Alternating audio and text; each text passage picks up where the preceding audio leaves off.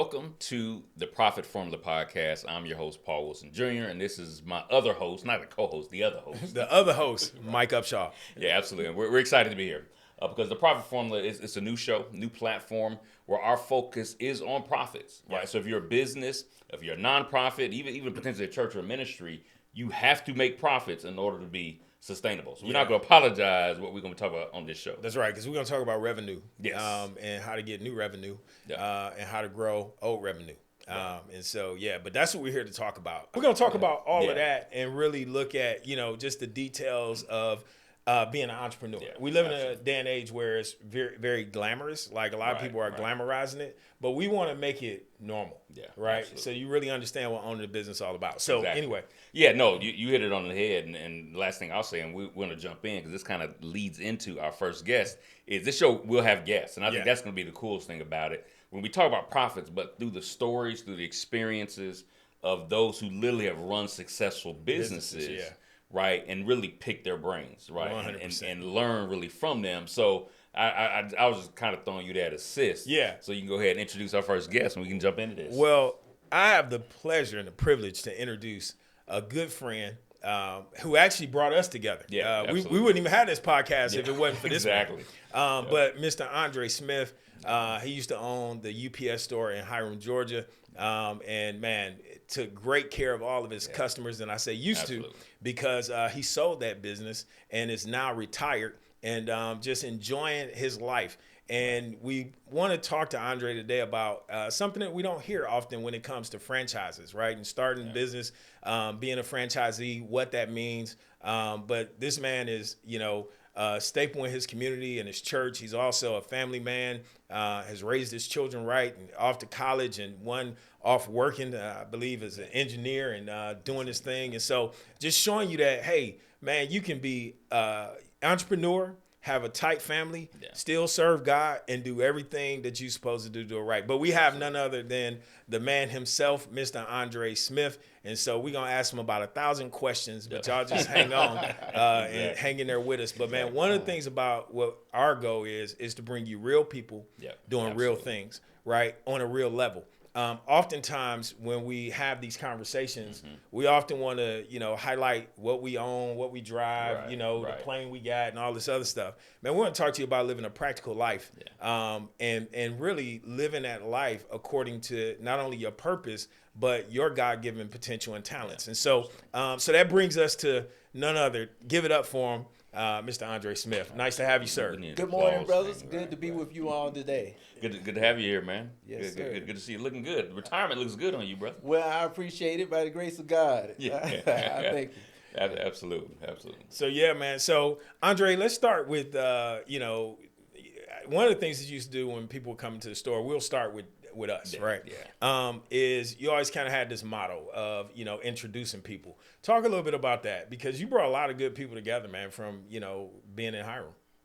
Well, I appreciate that. I always felt that me being in the business was bigger than just me. It was, my platform, my pulpit, so to speak. Yeah. And, we often go through life and it seems like, we often run into a lot of bad people. Yeah. And it seems to be a rarity that we run into good people. Right. So one of the mottos I adopted was that anytime I had two good people in there at the same time, I always like to make an introduction. Yeah. Because you can never have too many good people together. Yeah, absolutely.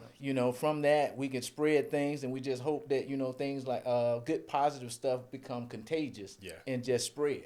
Yeah. And that was the thought process behind that philosophy. Well, hey, man, obviously it's contagious because it's spreading. It brought us together, and, man, we've been rocking now for almost – man, how old is almost Perez? 15 years. Perez, so Perez is 12. So this is before Perez. Yeah, so at least before Perez. So it's been about like 15 years, something like that. Yeah. So it was about 29, 2010. Somewhere in that time. Yeah, that's true. That we both, I guess, knew Andre had been going to the store individually. Yep. And it just so happened that day. Yeah. Right. And funny thing is, I won't go deep into the story. The only reason I was there that day. Because somebody had literally stolen my identity on my taxes, right? It wasn't me. Or Andre. It wasn't either one of these brothers, right? So I had to fill out an affidavit. And I was just in the store right? And I was upset, just to let you know. I was upset. I was frustrated. I remember the frustration you were going through. I really do. I had to mail this thing off to the IRS and get my refund. But I'm glad that even though you saw that I was frustrated, you didn't let that deviate from your motto of I got to get two people connected. Yeah, absolutely. We all entitled to have our moments and everything like that. And one of the things I used to take heart when you ask a person how they're doing, you don't want to just rush past that and say, "Oh, I'm doing okay," and just rush on. Right. Sometimes we all have needs, and we just need to be able to vent, to have someone to listen to us or something like that. Just to help you make it through that particular incident that we're dealing with at that moment. Yeah. So I always wanted to do that, and I could see the frustration you had going on there, and I was just trying to figure out what's the best way to get you through that. Yeah. And then, like I say, my positive brother Mike came in, and like I say, hey, you can't be a better person than him. So I was like, in this process, he can also help you, guide you through that. Yeah. No, man, definitely appreciate it. And so talking about that, as we talk about the store, what led you into entrepreneurship? I know, you spent some time in the Navy, and you could talk about that. And then what took you from the Navy to the UPS store? How'd you get there? All right. Actually, Brother Paul and I talked about it a little earlier, which maybe we may dive into, is when I was a teenager growing up, I had dreams of being a business person. Okay. Now, exactly what I was going to do, as kids, things always varied. Yeah. But I had a cousin whose dad was a truck driver, and in a small town, so he actually made pretty good money as a truck driver. Okay. And then for me, the light bulb kind of went off. Well, if he makes pretty good as a truck driver, what does his boss make? So I thought about like, wow, maybe we can have a trucking company. My cousin, since his dad was a truck driver, as kids do, he thought the process of emulating his dad as a truck driver. Right. I had another friend who tinkered with cars and stuff. He thought about being a mechanic, and I was like, wow. We get him trained. He learned to fix the trucks. Right. Yeah. My cousin drive the trucks, and then I do the the value business part chain. like that. Y'all got a whole business plan. Right. That was it as teenagers. So we were rocking with that and stuff like that. But as you grow, things change and stuff like that. But that was my first seed planted with the business idea. But I never wavered from that. And as you said, I left home after high school, went into the Navy. Yeah. And while on active duty, I went to school and I was able to get a business degree while I was on active duty. And I would always take time out and look at entrepreneur magazines, look at top franchises and stuff like that. And during that time frame, at that time it was Mailbox, etc. Oh, yeah. They were always constantly in the top 5. Right. That. And I started to really look at that, and I was like, wow, this, seems to be something, seemed like something I would make a good fit with. So after exiting the Navy, I actually worked for the post office for a few years. Gotcha. And let me pause you right there for a second. 'Cause I think you ran through that, but I think I want to highlight something that you said and have you dig into it. So you said you dreamed about it earlier, right? Yeah. And you talked about it, right, with some individuals but then you begin to feed that dream by what you were reading. So let's roll the tape back just a little bit, because I think that's important. Okay. A lot of people will talk about their dream, and that's all they do is talk about it, right? But you begin to read Entrepreneur Magazine and other magazines to really prepare you. I don't know if you think about it like that, but you were literally preparing yourself to move. So walk us through your mindset, right, as you were navigating kind of that particular season, getting ready, yourself. Well, like you say, I guess, looking back on it, you're right. I guess it was some preparation, in terms of reaching the goal of becoming an entrepreneur, because that fire never was quenched. Yeah.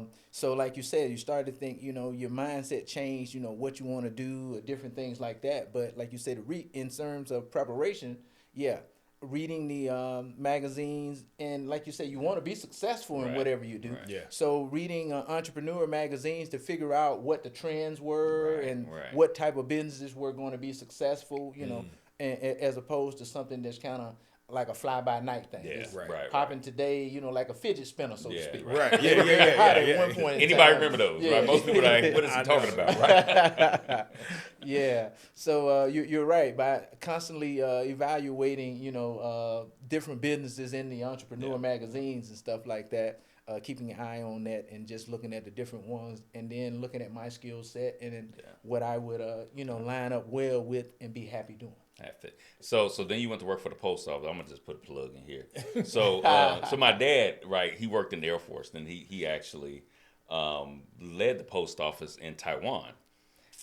He was over the post office, and so actually I like to say I was made in Taiwan. And when my mother lived there, right? So when he was stationed in the Air Force, so I didn't realize that you actually worked at the post office before that. So I just wanted. Yeah, so it's interesting people's journeys. Right? It is, and man. How they get to it different is. places. Yeah. So you got out, you went to the post office, and then what was the catalyst from there? Yeah, the other interesting part about it is, to me, I always say God always has a way of connecting the dots. Yeah. Mm-hmm. Right. And while I was at the post office, part of my duties were I would start to go pick up outgoing mail from mailbox, etc. Oh, wow. So now, research that you've read about in the magazines, now I'm in the businesses picking up, mail, outgoing mail. So I'm taking a little bit of time to talk and ask some questions of the current owners or managers and things like that, to get a little bit of feedback about the businesses, how it was, and then looking at it a little bit more in depth. Mm-hmm. And that kind of fed the spirit. And I was, okay, looking at it at that point in time, they were 5 days a week, half day on Saturday and closed on Sunday, which lined up with my philosophy very well. Right. So, fairly, wasn't a food franchise. It was a fairly clean cut thing. That's something I thought with my skill set and background that I would be able to do, and not just being there doing it, but kind of enjoy it. Right. And so I, that kind of propelled me on to the next stage of going forward with that franchise. Got it. So when you start looking at franchises, and just for our audience and people out there, somebody may be looking at a franchise, what was that startup kind of costs and things like that? So when you start looking at franchise fees, and how did you prepare for those things? Okay. One of the other key things is in businesses, what I learned earlier, you always want to look for an advantage. Okay. Right. Now, one of the things that Mailbox, etc. was doing back during that time frame, they actually offered a discount to veterans. Gotcha. So that was also a wonderful blessing to be able to do that, so to knock off some of the franchise fee. Help somewhat like that. So, after doing that and discussing things with my wife, because obviously we all know if you're married, you're both going to be involved in this business. It's not a one-sided thing that. Right. So after discussing it with her and praying about it, God gave us the blessing of go ahead with it. Okay. And then we started to speak with the franchise people and consultants and everything like that. And things just started to come together, and then they had a system. Being a franchise, that's one of the unique things about it. You don't have to try to figure everything out all by yourself. Got it. Because they have a business model that's already been tried and tested. Yeah. So once we started to pursue that, they started to look at, your background, finances and things like that, to see if they could get you qualified. And we were able to get qualified, through them, and, and they helped find financial resources. Okay. Because they were, they had certain banks and things that they utilized and stuff like that. So it worked out very well. Now, as far as the location, right? Because obviously this is a brick and mortar business. How did y'all start to determine location? Was it through the consultants? What was it that kind of led that for you? Well, actually, my wife and I, we were, looking at areas and stuff like that for the potential of growth and the need. Yeah. Right. And Hiram at the time was a small city, but a growing city at the time. And there was what we felt, my wife and I felt, was a need for it in that particular area. There was a local guy that didn't have name recognition in the area, but he was the only one there. I see. And so my wife and I thought, wow, looking at this plaza here, it's a growing plaza, anchors like Kohl's and stuff. And it was like, we could see that the potential for growth here and the need for the services of a mail, by that time became UPS store. Right. Gotcha. And then when we approached the people from UPS store, we kind of guided them to the Hiram area. I see. And then they, started to look to see what what type of building and, that type of thing to figure out the precise location for us and stuff like that. And that's interesting right there, like I said, because people who may not know how that research process works for a franchise. Right. So you did some research. I'm assuming, or maybe not, does the franchisor do research too, and y'all came together? So sounds like you were doing research already and you led them to the spot. But does it always work quite like that? Well, they do some research and stuff like that. I guess, at this particular time, my wife and I, we wanted to be very involved in the process, because if we were going to do the business, correct, for everything. So we wanted to have, as they say, you have some skin in the game. Right, absolutely, right. So we were trying to do our due diligence and figuring out something like that, as opposed to them totally relying on them. Obviously, the details and the legality of things and stuff like that, we yielded to them because obviously they had the experience and everything like that. But the area and everything like that, like I say, because obviously once you start picking a location and stuff, they come in with they're good at running the numbers, medium income for the family, and see how the business would be sustained based on the income in the area and things like that. Yeah. So that being said, what were some challenges potentially that you faced? Being entrepreneurs, we have a dream, we jump in there, we find a location, get to work, start doing things. But what were some things that potentially you had to overcome, perhaps? Like even did you have any barriers of, man, maybe I shouldn't, maybe I should? Like and I know most of us of faith, once we say, hey man, God said it's good, I'm gonna go for it. But what was your part of that process? Like, what did you go through? Well, some of the challenges we ran into once we decided on a location, the space that we were going to go into, it was actually carved out to be a beauty salon. And for whatever reason, it fell through. Right. So we were able to work out a deal with the leaser to divide the space out, because we didn't need the entirety of the space because it was too big for what we needed. It was going to cost us way too much. Right. So we did that, and one of the things the problem we ran into was relying on the franchise people there. When they subdivided the space out, they wind up doing it, giving us the side of the space that actually had support beams running down the middle of the space. Oh, wow. Yeah. So now you run into, design issues and things of that nature, because now you got support beams running right down the space. So I'm not sure why the franchise people didn't realize that, like, hey, we should have had the other side, right? Because we can't function well with these support beams, because this cause an unnecessary expense, right? Because now you got to redesign and everything like that. So that was a hurdle to Whereas on the other side, it actually wound up being, I think, an H&R Block, right? And they were only there for a few months out the year, right? So they could have easily absorbed the space with the poles, the support beams going down the middle, but not knowing the details of that, and less leaning to them to do that, kind of created a hurdle for us, as well as financial, because now it's going to take a little bit more money for the build out because of these support beams and things going on. So y'all ended up having to stay there? So y'all wasn't able to move?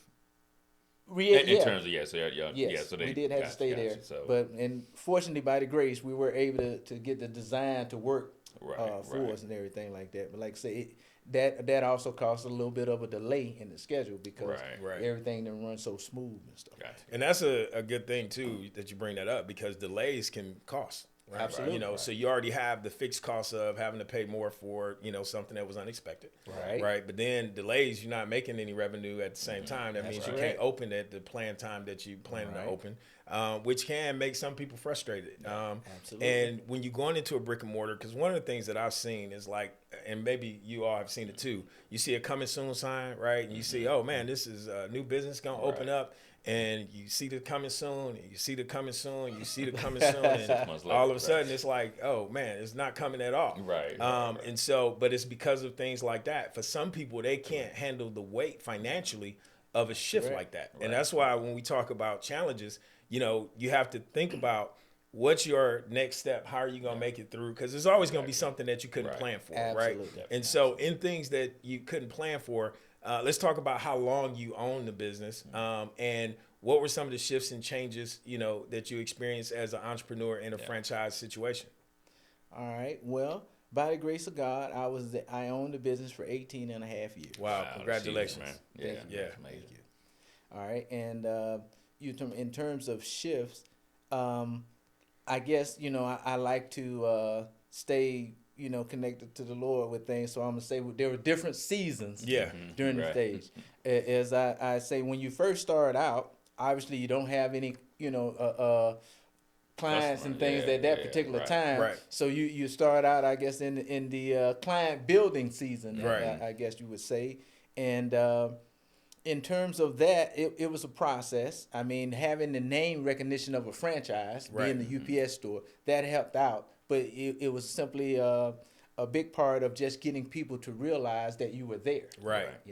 So it was, we had some other hurdles, another hurdle there was in the beginning on the marquee, there was a battle to get your name, your signage on the marquee. And that was crucial to us because you're in a plaza and, you got this marquee out off the main highway. You want, people can look at the marquee and figure out what businesses are located in this plaza. Yeah. And there's a lot of traffic where you are. There's a lot of traffic that's going by that plaza. So that was a major thing for us. So we had to kind of go back and forth with the landlord in order to get up on the marquee because they catered to the big box stores. There was like I say, Kohl's, they had a Target, those guys where they're spending a tremendous amount of money on their spaces, whereas then I'm a smaller store, in terms of that. So we kind of had to go through things, just getting the information out so people actually knew we were there in the beginning and everything like that. And that's a good thing because most people think, hey, I'm a franchise man, I'm going to open up, and the people just going to flock to the store, right? They're just going to come on in and everybody going to spend $10, $20, get boxes, all these things. Talk a little bit about that because how did you go throughout the community letting people know that you were there? Well, one of the things that I did was there turned out to be a local networking group. Okay.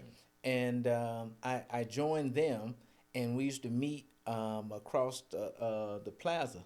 And then so there were like-minded other small business owners. Okay. So tapping into them, letting them know about what you do and sharing the information with them so that they could share that with their customers as well. And then vice versa. You support them, they support you. So that was one of the avenues I tried. Also, the local Chamber of Commerce. Okay. We, associated with them to try to do the same thing. And then the old school where we print flyers and pass out flyers and things like that, put them on cars and just kissing babies and shaking hands. Absolutely. Absolutely. You got to do what's necessary just to, let people know that, hey, we're here for you. That's right. And that's the grassroots work, right? And I think it's important because a lot of times people don't think that it takes any grassroots effort to go out there and build business. We become over-reliant on technology and just hoping the technology does it all for us. Right. But a lot of times you still got to show your face. That's it. And I think it's important because, you started a business as a franchise, and I think the number is somewhere around, 3 to 5 years for most people who start in franchises that don't make it. So when you get past that, mark, you made it 18 and a half years. That's huge, very successful, and with one location. So, so let's talk about what led you to retire, sell the store, and say, okay, cool. I've done this for 18 and a half years. I'm content with the blessings that I have, and now I'm gonna move on and just ride off into the sunset, so to speak. Well, that's an interesting dynamic and stuff like that, because people always say if you want to make God laugh, tell him your plan. Yeah, there you go. So I anticipated that I would be there a little bit longer than I did, but there were some bumps in the road here and there, and as always with franchises and things like that, you go through changes and stuff of that nature.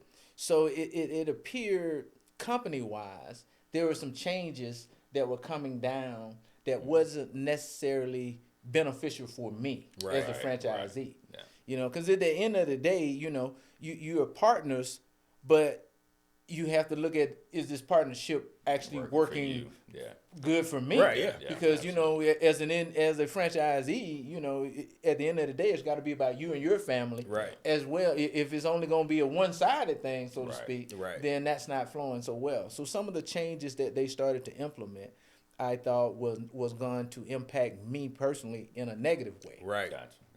So we started to look at the idea that this might be the time to go ahead and exit, as you know, before these changes necessarily get fully implemented and things of that nature.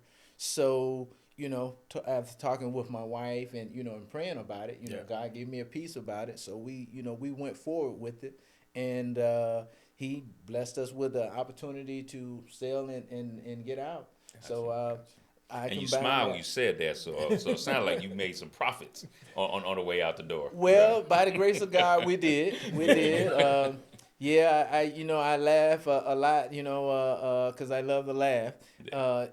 Kenny Rogers had this song. He said, you know, the gambler. He said, you got to know when to hold up and when to fold up, and when to walk away and when to run. So, you know, that was our walk away time. Gotcha. So we walked on away, and you know, by the grace, you know, everything worked out fairly well. Yeah.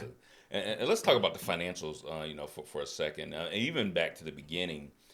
Did y'all just able to stroke a check and y'all get this franchise, or how did y'all finance it? And then along the way, any financial challenges that you ran into where you had to make some strategic decisions? Well, we come from, my wife and I both come from humble beginnings. Okay. So we wasn't able to stroke a check. Right. Okay. I know. Just So you know, we didn't. I like to tell people I didn't have big money, but I had big faith. Yeah, that's good. So you know, you and obviously we know, you know, big faith ain't the only thing you're gonna have to have. Eventually, some money gonna have to come in. That's right. Absolutely. So by doing our work part with it, you know. We were able to, you know, like I say, with the finances we've had and our background for good credit, which is very important. Yeah, we didn't really talk about that. Yeah. But if you're planning to do a business, any type, franchise, whether anything else, you have to have good credit, because we don't always have the resources. But you have to have the good credit in order to get the resources to get what you need.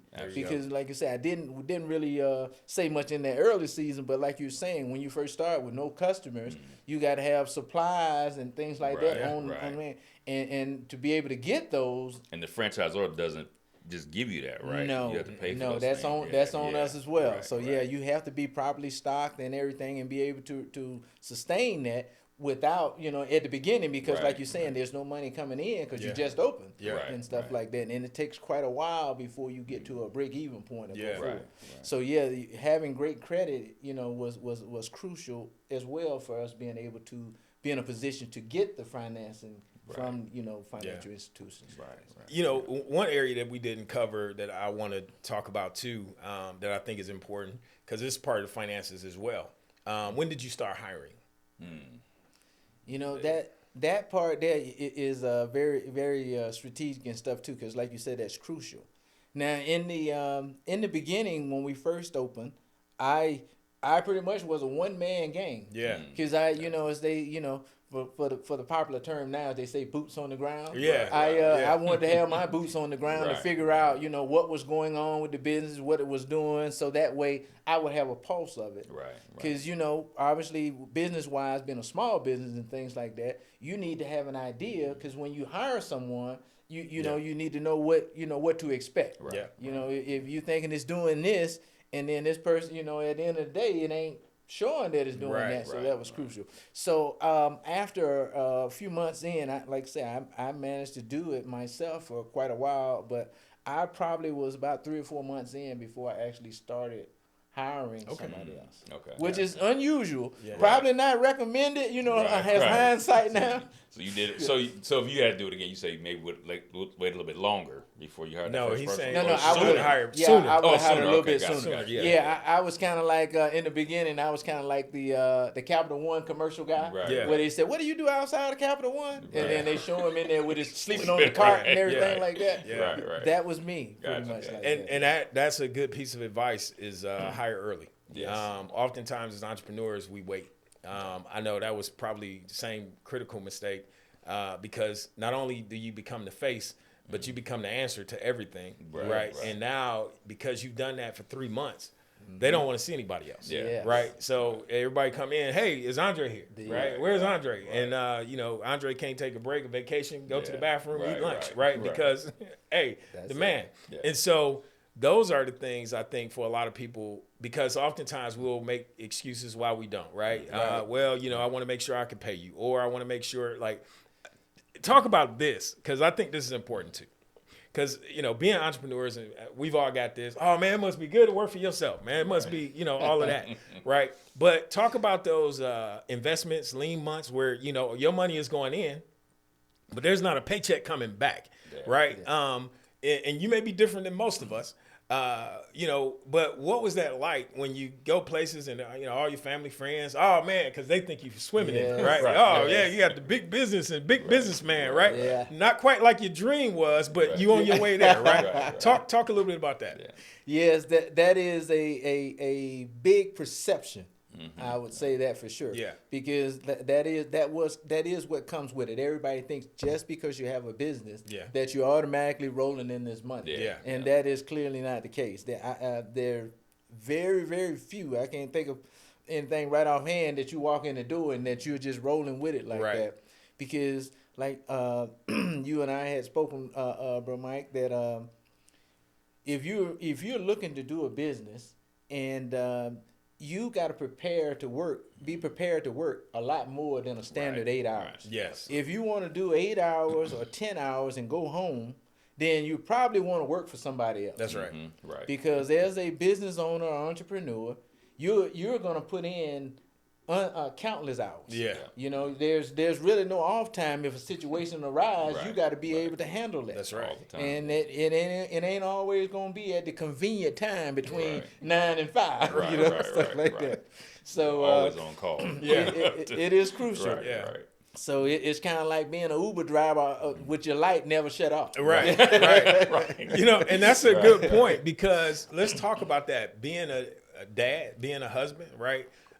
Your kids play sports, right? So, talk about having that phone when you're at the game or trying to coach and, you're trying to multitask, because the store is still running, right? Yeah, and but I got to be on the ball field at the same time, or I got to be at the basketball court. My wife wants me to do something. I got to do these things. Because I think a lot of times people don't talk about real life when it comes to being an entrepreneur, right? Business has on exactly, because 18 and a half years. You've been married how long? I've been married, next week's going to be 26 years. 26 years. So 18 and a half years in business, 26 years to the same woman, 2 kids, right? It didn't cost you your marriage, right? Talk about how you were able to build a business with your wife at the same time and raising your boys, but having to wear these multiple hats. Yeah, now that is a key thing, like you're saying. Wearing multiple hats. Yeah. Because that is, like I said, it ain't all glitz and glamour, as people like to think, like you're saying with the business like that.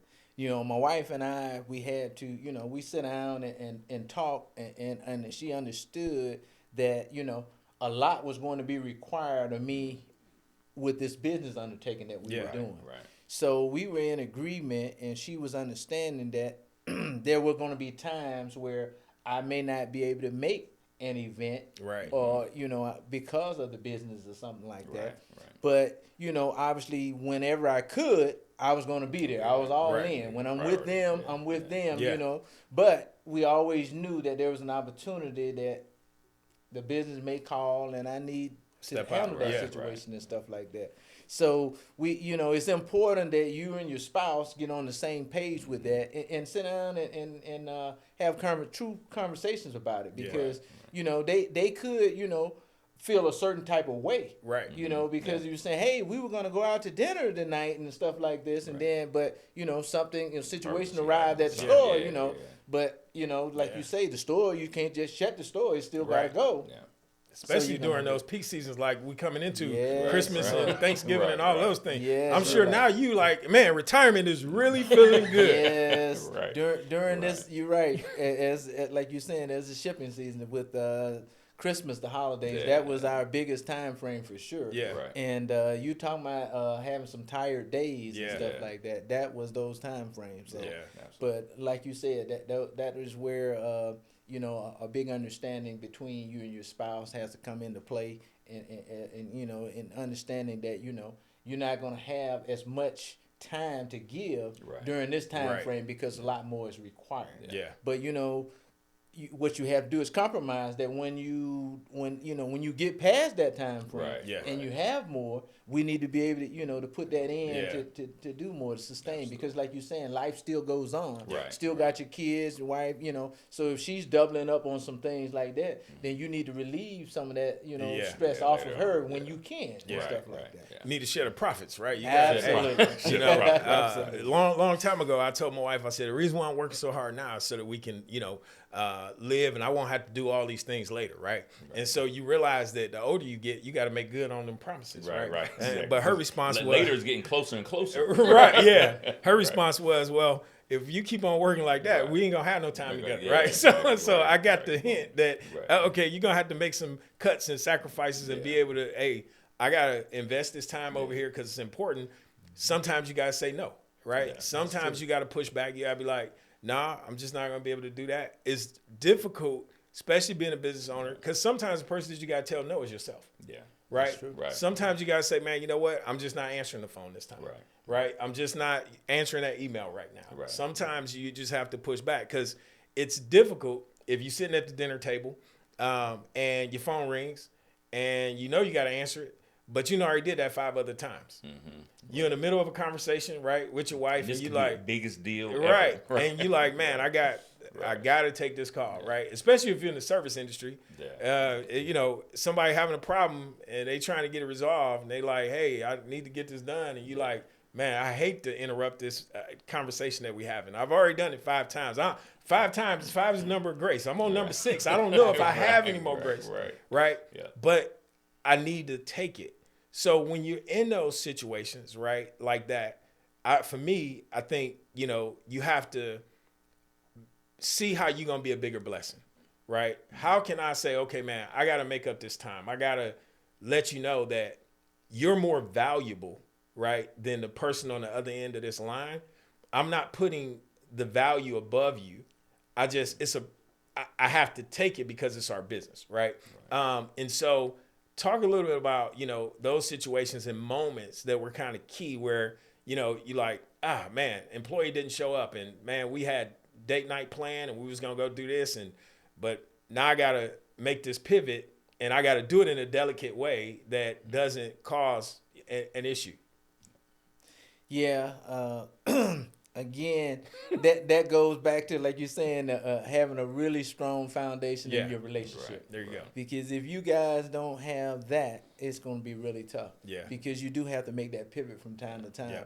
You know, my mom told me one time, you know, because I used to try to do a lot of things for her, and I'm one that, you know, like you said, family, I'm big on that. So if I can help you, I'm trying to help and stuff like that.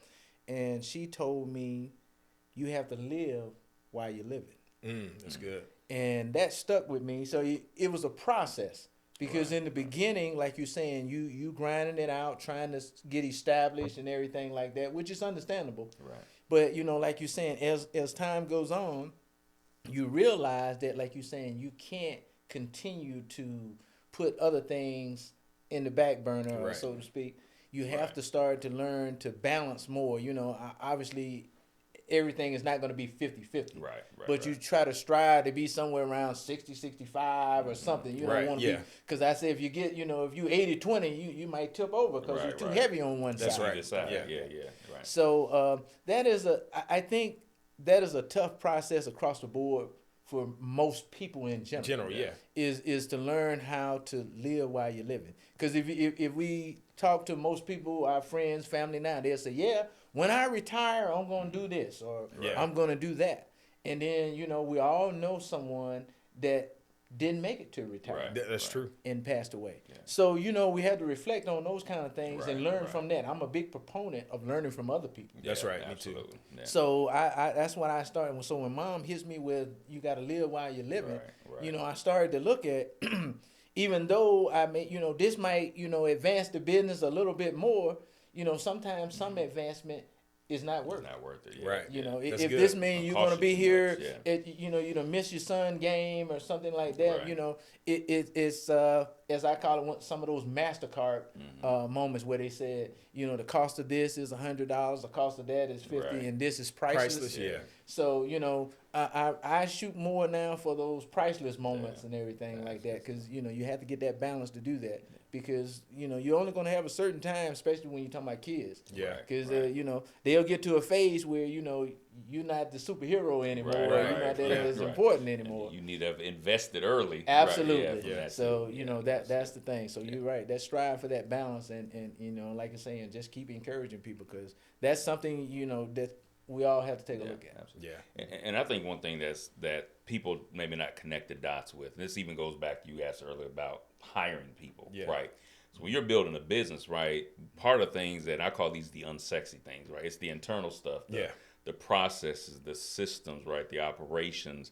Sometimes it's technology, right? All those things can help with the balance, because now it's not you as an individual trying to carry this entire load, right? Some of it is about delegating to employees or to team members. Others is about how do you create more efficiency in the business, so it's more where it can be more automated versus manual.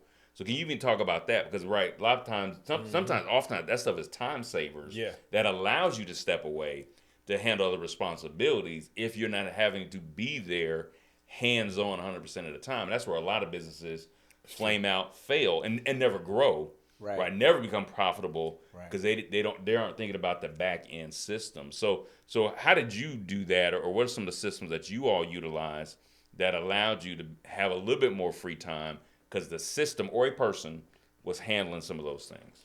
Well, for me, I was a small business, so one of the things that I looked at was trying to get like-minded people when I hired. So I mean, when you're interviewing people, if you just ask them a question and just sit and let them talk, they'll tell you a lot of things about themselves. Yeah, right. And so what I would try to do is look at people that had some of the same values that I had. That's good. Got you. Because the atmosphere that I was trying to establish in the business was more of a family type style as opposed to just, worker, co-worker, that type of thing. Like what it is now. Yeah. So, and I think, by doing that, you get comfortable with each other, and you know that, hey, if Paul can't do it today, I got him, or Mike can't do it today, Paul got you, that type of thing. Yeah. So we all had a vested interest in a common goal. Yeah. Right. And that freed us up. That would free you up a little bit more, that be comfortable to say that, hey, I'm going to take off, me and the wife going to dinner, knowing that Paul and Mike got it. Yeah, right. So and then like you said, some of that is training too, right? Right, I was getting ready to say, that type of thing, like you were saying, like that. Once we realized that, we would train and then put things down, jot things down. So like if this come up, this is what you need to do. Having a manual or something that you can refer to. Hey, credit card machine that went down. Oh my God, what do we do now? Yeah, this is what you do. Here, refer to this and those type of things. Like you saying, that is tremendous in terms of time saving. Right. If I could ask you just one question, you have 30 seconds, and then like I said, we're gonna close this out. All right. What is one thing that you would share with your 17 or 18-year-old self when you started dreaming, about entrepreneurship? What is one thing that you would go back and tell him now? I would go back and tell myself that, hey, just keep going and keep your faith, and it'll all work out. Because we all have some doubts and things that run across your path and stuff like that may shake it. But just encourage my 17-year-old self Because, I mean, you know, a delay is not a deny. That's good. That's good stuff. Yeah. Let's keep moving. We're going to get you out of here on this. So now that you retired from that, what's next on the horizon for you? Like, are you looking at other business opportunities? Are you just saying, hey, man, I'm chilling till the Lord say something different and just, you know, but what does that look like for you? Currently, right now, business-wise, not looking for another business adventure. Okay. I am, at this stage, very blessed. And I say that because I can fellowship on Sunday mornings. I can have my mom, 85-year-old mom on my left. Yeah. Wow. And my wife on my right. Wow. The two That's most awesome, important man. ladies in my life right here together. So my mom actually has outlived her circle. Yeah. And I grew up in Alabama. Okay. So mom was still there. So I moved mom here to Georgia to be closer with me. Yeah. So she's still very independent. Sure. So she has her own place. So we let her do that so that she can be as mobile and independent as she can. Right. But I still have the flexibility now to be able to go spend time with her and do any errands or anything she want to do. So right now I'm just grateful to be in that position. Yeah. And that's where my focus and things are lying, and enjoying these moments, because I don't know, she could outlive me, but I want to soak up all the time that I can get with her. That's where my mindset and focus is now, as well as spending time with my wife and kids and stuff as well. That's some life goals right there. Yeah. And like for real. Yeah. And I think you said something very key. And I hope y'all really heard what it is that he said, because he just broke down like 5 different, stereotypes. Raised his kids, him and his wife, started a business, successful, retired after 18 and a half years, taking care of mom and enjoying life and spending time with the Lord. So think about it. The next time somebody tells you that you can't, you need to really check your circle and get around people who are telling you you can't. The next time somebody tells you that you can't be in business, be married, be successful, raise a family, take care of your family, and be present, that's a lie too. Oftentimes, these are the things that we're told we need to do to be successful, because you can't have it all. Actually, you can, because it's really about the choices that you make. And what Andre has helped us to see today is that he made a lot of strategic choices to put him in position that when it was time to sell, God put somebody right there at the perfect moment that he could sell his business. Because if you go back and listen, that wasn't the trajectory of what he was doing. It came along at the right time. So that means that you need to be ready to pivot when God's ready to pivot you. Right. And so this is the profit formula. Thank you, Andre, for joining us today. This has been powerful. Man, we appreciate your presence and being here. And know this is not your last time on the show, because we got a couple more episodes to get out of you. But but just appreciate you guys. Yeah, man. We love you, man. Appreciate you, and just thank God for you. All right. And again, just express my appreciation too, because again, like I said, without you being you, right? And I think that's another key thing is no matter what the name on your business is, it's still you in that business, right? And you got to bring your full self into that. And because you were bringing your full self into that, like I said, you are a connector, right? And that ended up multiplying. Probably far beyond, I don't even know if you thought about where these connections go, but at least you get to see the fruit of this connection. So yes, like I said, and we look forward to having you on several shows in the future. Well, so I appreciate you, and God bless you and your family, man, and your mother and all that. So that's great. Yeah.